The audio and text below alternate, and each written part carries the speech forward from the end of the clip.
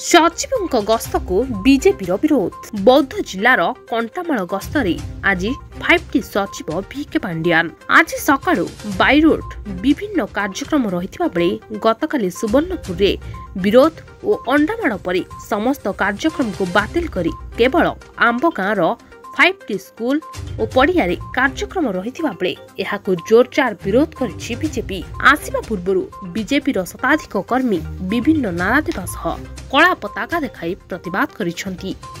एही कार्यक्रम रे राज्य कार्यकारिणी सदस्य कन्हई डांग, राज्य युव मोर्चा साधारण संपादक ओम प्रकाश मिश्र, 4 नंबर जोन जिला परिषद सभ्य कंटामाल मंडल सभापति और कर्मी उपस्थित रहिथिबा देखिबाकु मिलिछि।